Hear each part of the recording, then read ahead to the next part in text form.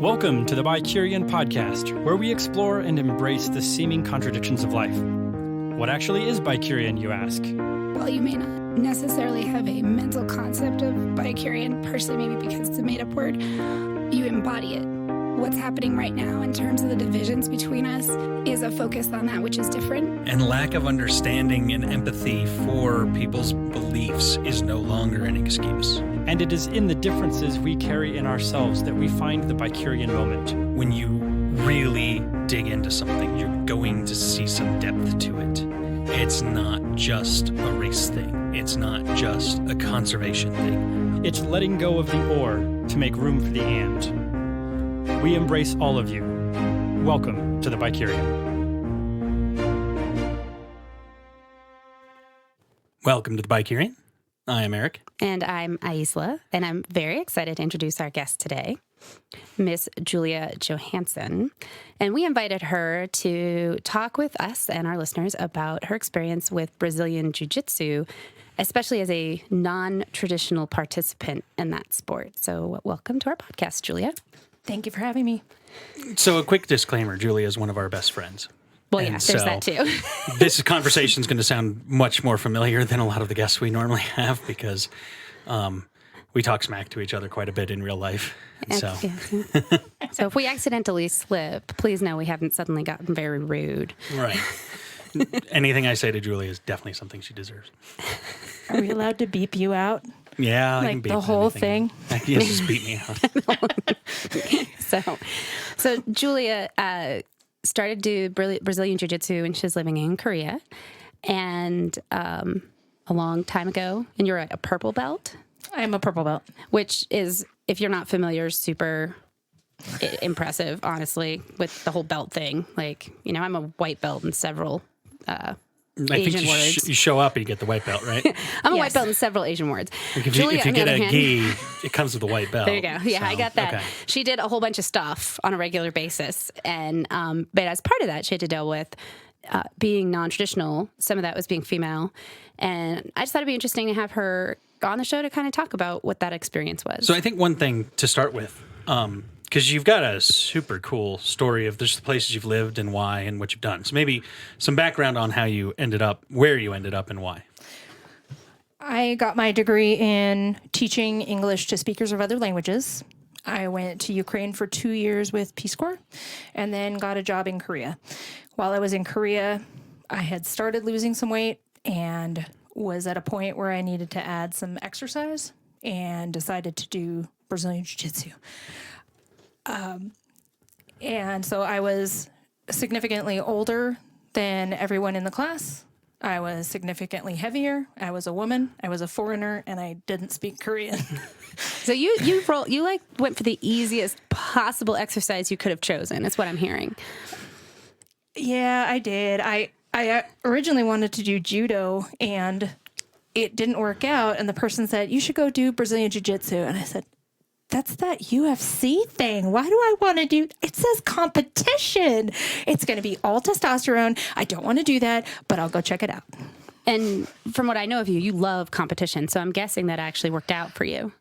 Well, it did, but I was never physically competitive because I just want to mentally dominate people. Oh, well, there you go. It's good that you know that. So one of the things we started talking about before the show started was, you know, you don't necessarily have numbers in terms of the numbers of women that participate in Brazilian Jiu-Jitsu, but it'd be fair to say that, like, when you go to competitions, it's maybe 10-1, men to women. At least 10 men for every woman. At least. They will have men spread out throughout the day, and they will bracket all the women together on the same mat. So it's very clear that men completely dominate the sport. And in what ways does that affect you participating? Like, does it matter? It does, because they do everything by weight class, and often if there are enough people, they'll also divide it by age. So it is very possible that someone will sign up for a competition and literally not know if they're going to have any matches. I've been to one where I had to pay money ahead of time and they wouldn't refund it if I had no matches. So I would prepare and hope that I would have a competitor. and maybe. Did you have one at that last one? At the last one, yes. And there are certain tournaments that are run by, that'll have women helping. And they understand that. And so they will try to make as many matches as they can. So instead of a one and done, they might say, we're doing a round robin where you get to fight all the women here and they all fight you. And so it's a double elimination. So it'll do things like that to try to get more women to compete. Do women ever fight men competitively? Is the weight class thing also gender differentiated pretty much always? It is gender differentiated. My first match, I had nobody in my weight class, and my coach said, "Do you want to go against a dude?" And I said, "Okay." And I went against somebody who was much fitter, much younger, and You beat the heck out of him, I didn't did you? not. I was injured, and I forgot how to tap. I instead screamed, and that's not the same thing. I'm not bitter at all. It's fine. I'm fine.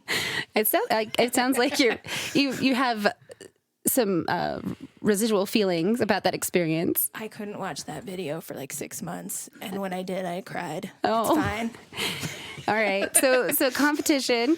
What about in the gym? Like when you go to practice, do you ever practice with males? Is it still, would you say 10% or is it a little bit more in the gym? So I've been to gyms where I was the only woman, and I've always been shocked when it's like a 50-50 split. It's happened a couple of times. And most of the time, my partners will be men. And I'll find certain people that I click with better. And the gyms that I haven't as much enjoyed, it felt like I was only partnered with somebody because they were a woman, even though I was like 50, 100 pounds more than them, or they were like a whole foot taller than me. And being a similar size does make a difference in the sport. So my question then would be, were you matched based on skill level then perhaps? Or were they higher belt level or anything? Or No, there are certain places where you go, and if you're a woman and there's another woman, they will always pair you together. And it's nice to have a female partner, but it's not nice to have that always and only be your partner. Yeah, I think this is just indicative of the sports world in general. They really don't know what to do with co-ed. Yeah. In general, I mean, cycling, football, basketball, soccer, like every one of those sports that I can think of. I cannot think of a co-ed sport offhand that anybody would go and watch. Yeah. Well, and the interesting thing about, so I tried Brazilian Jiu-Jitsu for 2 months. I don't even know. Julia raved about it, and I thought, well, this is great. I'm gonna see how this goes for me. And I ended up, I have some hip issues, so it wasn't a great fit. But also, it's a very intimate sport because it's, I think you've called it competitive hugging. Competitive cuddling. Yes. Like you are very intimately touching the other person because you're just like, it's unlike a lot of martial arts where it's like a lot of distance-based fighting. You are right in their space and you're like on top of them. Sometimes you're lying on top of them, trying to like hug them in a way that keeps them from moving.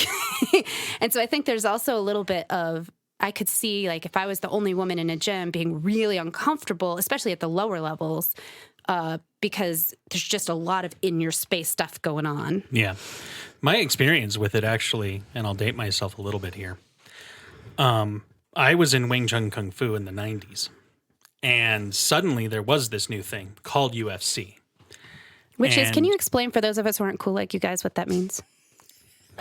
There might be one listener who's like me and not cool. It's the Ultimate Fighting Championship. Thanks, guys. So essentially, that was the birth of mixed martial arts, which was essentially you went to a ring, and instead of it being held to rules like boxing, you could use kicks and knees and anything.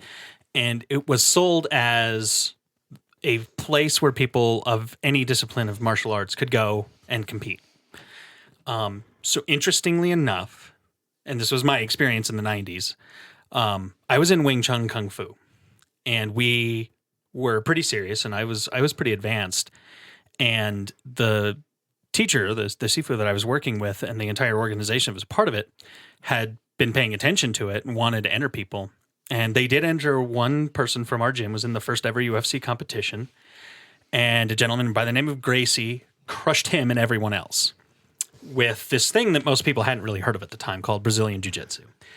And it turned out, and this is sort of accepted, that, the way that the rules were tilted, it did benefit Brazilian Jiu-Jitsu because grappling was totally allowed. So essentially, you might have a few punches and kicks, and then it was going to go to a wrestling match. And Brazilian Jiu-Jitsu is just awesome at that. It is competitive cuddling, essentially. All of these other forms that did not have any emphasis on grappling and going to ground and things like that were just without any answer to it. If you're in Taekwondo, they never grab each other. Like, if you grab somebody in a competition, you're separated and you go back to kicking and punching. And you're scoring points based on like body hit or, blocks and things like that. So this was just a totally different world. And so we started doing a lot of grappling training in Kung Fu, which wasn't built in per se, but it was very interesting because like my entire school and the entire thing shifted to basically start looking at ways to counter Brazilian Jiu-Jitsu because of UFC and the Gracies, who, in addition to Gracie winning it, Gracie's family is the one who put on the initial fights and owned UFC. So there's your background. Well, thank you. Did you know that, Julia?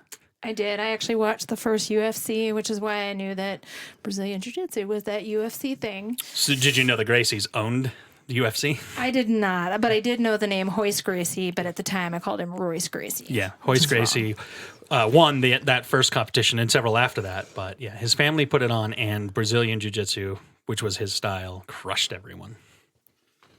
Well, and I think that it's interesting, right, in that for me personally, my experience with martial arts is very much on the outside, right? I've tried a few things in a very casual way, right? And I think that a lot of us, we wouldn't think of Brazilian Jiu-Jitsu actually, the things that happen in that, the grappling, isn't what a typical person who's very casual would think of as a martial art. Like I would think of it as wrestling or something like that. So, well, and realistically, like these are fighting styles, they're martial arts.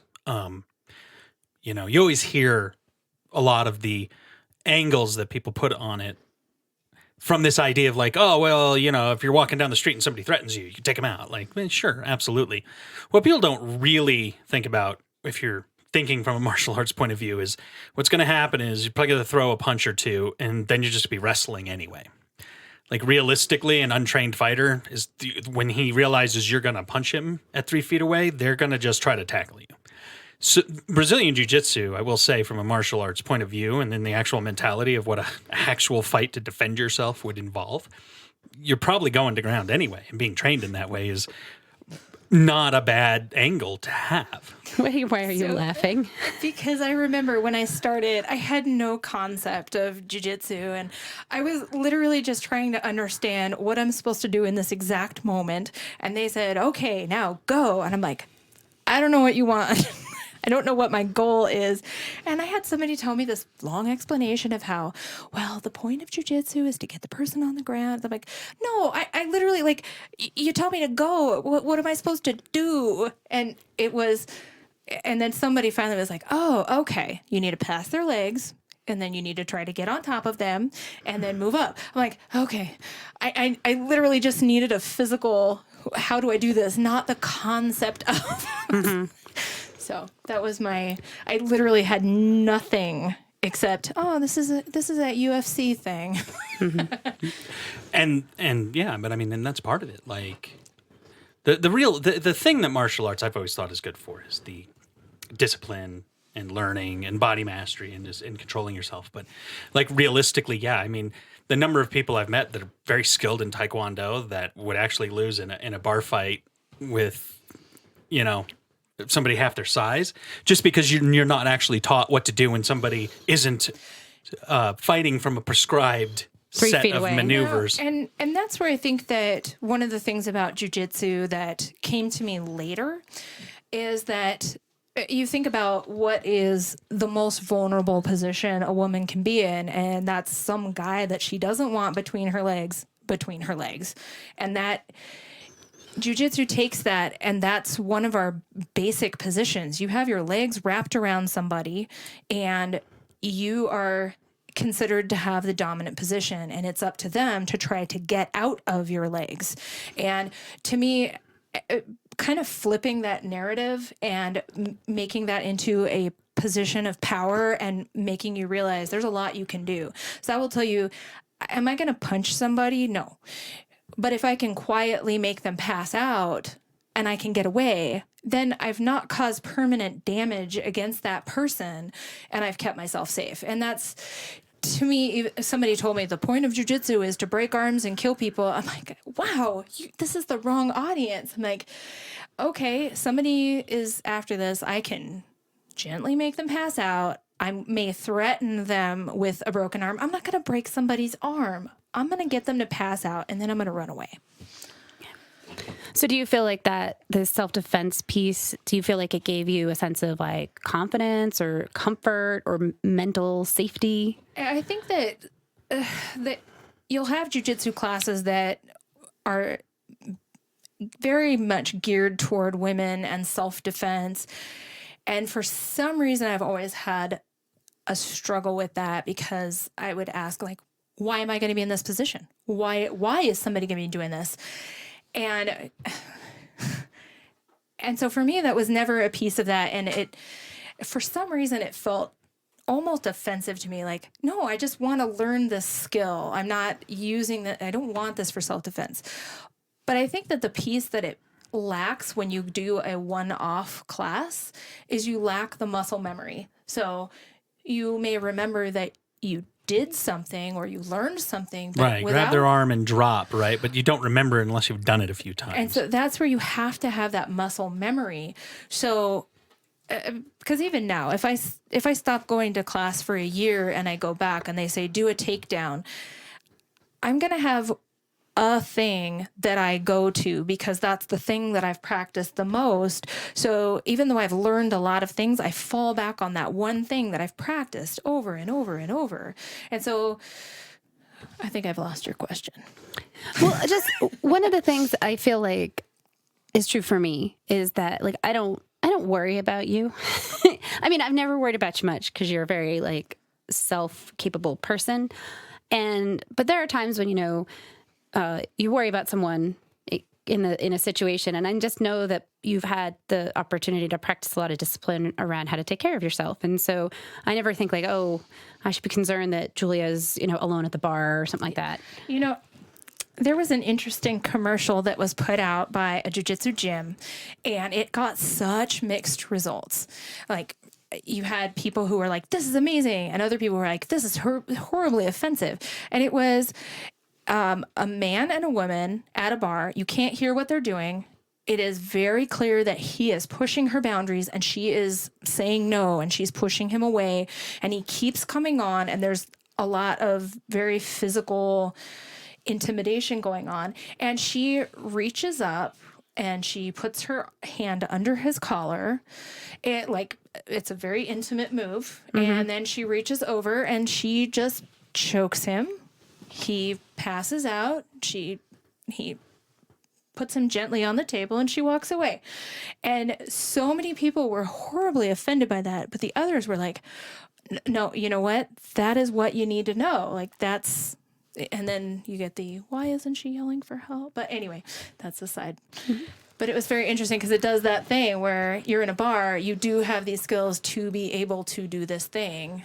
Well, ironically, if I think about, I'm a guy and I might go out and somebody might want to start a fight, there's likely to be a thrown punch or something, and I could block that. And like I said, the reality is in real life, it's not like the movies where it's a long drawn out fight sequence of kicking and punching, and you kick somebody and they fall down, and then they get up and they kick you back and you fall down and then you get up. It's not how it goes, right? But for women, like, I think, one of the biggest things that can happen is just getting restrained by somebody. And Brazilian Jiu-Jitsu is wonderful at basically breaking out of somebody's grasp, breaking out of somebody who's trying to overpower you physically by like come up behind you and grab you and stuff. So in that regard, I do think Brazilian Jiu-Jitsu, as far as a skill set, has some of the most real world functional ways of dealing with what women might deal with. Yeah, and I think that there are certain triggers, to not overuse that word, but I've seen it a lot of times where you'll have somebody who's new to the sport, and someone will be on top of them and they'll panic. And it's this really visceral, I need to get off of me right this second. And which in real life is like the worst thing you could do. yes. And so there's that, but then there's also the reaction to getting choked. I was paired up with a new woman very slowly, not being aggressive, but I choked her and she got so very angry with me. And that's one of the things where you don't know what people's background is. You don't know, has this woman been, choked in real life and not been able to get away? And that really is a trigger for her. And that's where I'll tell people, I don't know your experience. You have to tap to make it stop. Like, I can't know. You have to protect yourself. I'll do what I can, but ultimately it's up to you. And I'll tell new people, if you are having a panic attack or you are overwhelmingly angry, tap me and stop. Boom, done. You want Not me to just get if off you're you? physically overwhelmed. No, because you don't know what's going on with somebody. I might have an arm pain that you can't see, and you move my arm what would be a normal distance, but for me it causes a lot of pain. I'm going to tap. Tap just is like touching, or you say tap, or you kick the ground. It means stop. And everything is supposed to stop immediately, reset, and that is what I'll tell people. The most important thing you can learn, tap means stop. Yeah. So you shared that you've had experiences in sometimes jiu-jitsu leaves some interesting bruises, and you've had people note those. Yeah, I had a comically big black eye. It looked like face paint. It was ridiculous. 3 colors looked like boop red, boop purple, boop blue. And I didn't think it was a big deal. Like, whatever. But you get people who kind of give you a side eye or wonder. Give your husband a side eye. And I did notice, like, I hadn't thought anything about it because I'm, whatever. But it was the first time that I had a male friend walking with me, and I saw that people were looking at him as though he were the reason that was happening. And I never get offended if people ask, are you okay? Is somebody hurting you? I have heard where some women will be like, yes, okay, gosh, stop assuming my partner's abusing me. I'm like, it's way better for somebody to ask. To check on you, yeah. Yeah, thank you for checking on me. And so I got a shirt that says, ask me about my bruises, and it's like a martial arts on the back because, I do jiu-jitsu and I get these. Mm-hmm. But yes, a lot of times it can look like you're being abused. Yeah. Well, I think it's great that people ask. I mean, we need to check on each other. Yes, and we do. Having someone check on you is much better than ignoring something right in front of them. So, and that shirt sounds fun. It's a responsibility thing. Yeah. I mean, yeah, I like living in a culture where people are actually concerned. And the reality is, it is an interesting story. If you do get engaged, you can tell people. Speaking of that, what recommendations would you have for somebody who kind of wanted to get into this or into martial arts in general? I think as a woman, specifically. I think the first is recognizing that you're going to pin your discomfort on whatever feels most obvious to you. If you feel like, oh my gosh, I'm the biggest person in the class, that's why nobody wants to be my partner. I'm a woman, that's why nobody wants to be my partner. It's what you notice. But it very often is something like, you're a new person, they don't know you, and you're brand new, and they're more likely to get hurt from you. So I think that being aware that you're going to feel uncomfortable, it's an uncomfortable sport. Give yourself a couple classes. Also recognize that there's a difference between being unwelcoming and not going out of your way to be welcoming. So just because people don't remember your name or they're not walking up to you and saying, "Why, hello, it's so nice to see you," it doesn't mean that they're not being friendly. It's just they don't know who you are. So give yourself a break. What's funny is I think that's good advice for a lot of things, like in general.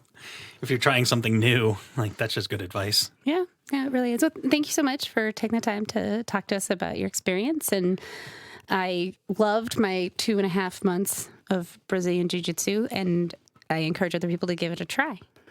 Well, thank you for having me. I have loved Brazilian Jiu-Jitsu for 9 years and hope I have another at least 9 years in me.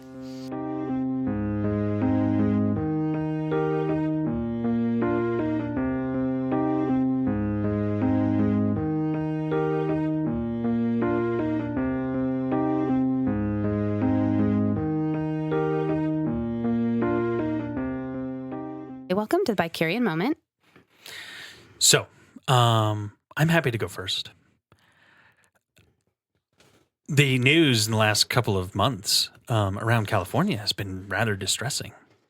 It seems like there's large portions of the population out there that are either stuck in the dark without electricity or their houses are being threatened by fire. And we could make this into a discussion about global warming and the potentials that is causing for more fire and stuff. The reality is that a lot of unburied electrical lines that are causing sparks and things like that.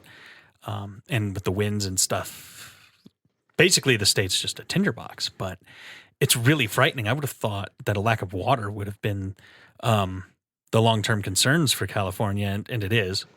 Because they have to fight the fire somehow, but it's the they never have water. They're always in a drought and stuff like that. But this fire and electricity issue, like, it's got to be very frustrating to be living there. And yet, like, the other side of that is, I wouldn't want my house to burn down. Yeah, no, I think we're going to see more of that. Frankly, I think we're seeing it first in California because they do have so many resource issues, if you will. But I think more and more we're going to see that occurring, whether it's fire and electricity or an abundance of water in places we don't want it. When I was at the National Environmental Health Association, it was always interesting, and I think I've mentioned this on the show before, but it was always interesting to see that these organizations and before you run with the idea of what environmental health is, actually, it's a discipline that has everything to do with like food safety, sewer, water treatment, things like that. Basically anything where humans are living in an environment, man-made or otherwise, and how safe that area is. And one of the things that was coming up, this was 5 years ago, was how many districts are, enhancing their fire mitigation because global warming is no longer a speculative thing. They have more fires in Australia. We have more fires in California, Colorado, Oregon, drier air, strange wind patterns and weather patterns and things like that are causing a problem. In this case, though, like the weather is a factor, but it is primarily the fact that like power outlets and power stations providing, rural areas and even not so rural areas with electricity are causing these fires. So it's definitely something that the mitigation on that is going to be long term, and there's not really any easy solutions other than cutting the power when they're afraid it could go up. There's fires burning right now. It's not even helping. Yeah. No, it is. It is a conundrum, and it's an unfortunate, difficult decision for the folks that are stuck with it. Yeah. But we also just got back from Europe. We did. And that's actually a nice segue. What I wanted to talk about, so I lived in Germany when I was 16, and I was actually there for unification, German unification, and your wonderful wife planned a trip that managed to put us in Berlin for the 30th anniversary of German unification. And it was pretty amazing. It was really amazing to kind of to be there in general, obviously, because it was the first experience you had of that. And then for me, that sense of connection to one of those very powerful experiences in my youth. And we went over to see one of the pieces of the wall that is still standing. It's a couple blocks from Checkpoint Charlie, which was the American checkpoint. For those that aren't familiar, when Germany was conquered, the country and the city of Berlin were both divided into 4 pieces, and each piece was sort of managed by a different portion of the Allies. So there was the Russian, American, British, and French pieces of the country, and then the Russian, American, British, and French pieces of the city of Berlin, because they considered it to be too important of a city to go to any one of the Allies. Well, then they were all supposed to go in and rebuild and help like reconstruct. Right, but they were After the governing war. their But sections but as well. the issue, and if people don't realize, that's where the Cold War started. That's where the Iron Curtain descended, literally. That was Churchill said, an Iron Curtain has descended, and he was referring specifically to the eastern countries in Europe that the Soviet army had to march through to fight Germany, and then in Berlin and East Germany at the time. Right, and so I realized that this is something I'm very familiar with, and sharing this story with people, I realize some people don't know what Checkpoint Charlie is, so that's why I'm describing. And they still have the booth, the original booth from Checkpoint Charlie, sitting in the middle of a very busy Berlin street that's quite, It's modern. pretty hip now. Modern, and The it's got a lot KFC on of- the corner is very... You're going to let me tell the story. It's pretty modern, right? And there's a plaque to the general that held the western side of Berlin, the city, in the face of the eastern desire, because they wanted to take it over. They just wanted the whole city. And so we're sitting there, and there's the Checkpoint Charlie, and there's a couple blocks down, there's the wall, and there's a monument to the Polish people and what they went through, which I encourage you to look up. I'm not going to bring it up, in the bombed out Gestapo headquarters. And I'm standing there seeing this vibrant, hip, modern city and this memorial to the past. And I'm like, so many people died here. Like, so many people died for noble reasons and stupid reasons. Like, they built a second wall. There was the wall that they built between East Germany and West Germany, or East Berlin and West Berlin, was built by the East Berliners. But then the West Berliners built a second wall about 10 feet, about a street yards away. Yeah. Because people who came up to the East German wall by accident could be shot. So they wanted space so people wouldn't accidentally get killed because they didn't know. Many people were shot in between the 2 walls. Yes. And then I'm standing there. I'm like, so many people have died. And this is like this vibrant modern space. And I look up and I'm like, and there's this KFC advertisement, and I can buy a chicken sandwich right here in the middle of this memorial to nobility and atrocity. And like you said, the Cold War, like, so much of how we view that part of our history is imminently tied to East Berlin and the wall falling and unification. And it's a very powerful emotional experience to be there, because they are, as Germans, and something you pointed out in the U-Bahn, the subway station for Checkpoint Charlie, I'd love for you to share about the sign that you saw, because it's so German. Yeah, well, they obviously have a sense of humor about it, but there's a street and there was a stop. We were taking the subway around town in Berlin. We had a concert we went to, all kinds of stuff. It was a great trip, and I had a lot of fun. Part of it involved, figuring out how to get around, but we got into the station Under Checkpoint Charlie, and I looked up on the wall. And literally, there's an English sign, which is already like, that's interesting. You see enough English in Germany in general, especially in the big cities. But this one just said, "We have ways of making you talk." And I mean, I can think of numerous movies and the cliches of the German accent. We have ways of making you talk. And it was an advertisement for English school, a school to go and learn English. Mm-hmm. Yeah. In Germany. And I'm like, oh my God, their sense of humor is amazing. You don't think of the Germans as being funny, but that's how they make you laugh in the subway and take English lessons.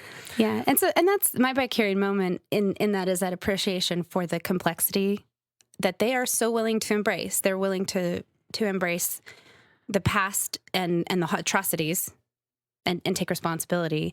And then also find that moment of like humor to relieve it. And also the nobility. Like, there's this whole, the memorial to the Polish people did not necessarily paint the Germans in good light.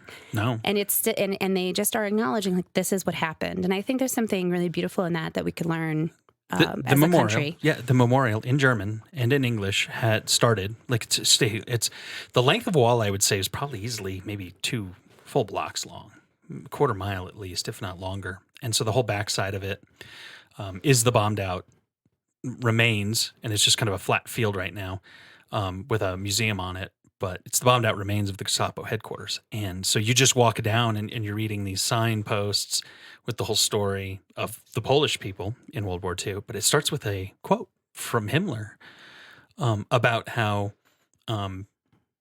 when they realized they weren't going to be able to hold Warsaw, they basically were just going to burn it to the ground and kill every Polish person they could on their way out.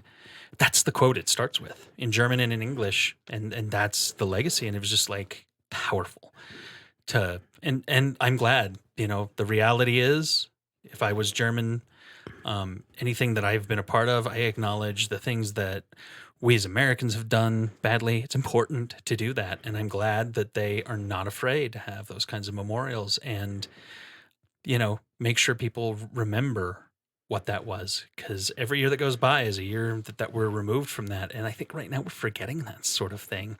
We get a lot of nationalism, the same kinds of things that were happening in the world when World War I and World War II started. It's on us to not repeat that. And these memorials should remind us. Yeah. And it should be harsh.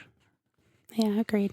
So thanks for listening. If you have any ideas, feedback, thoughts about what we're doing, please find us on social media. We are BiCurean on Facebook, Twitter, and Instagram.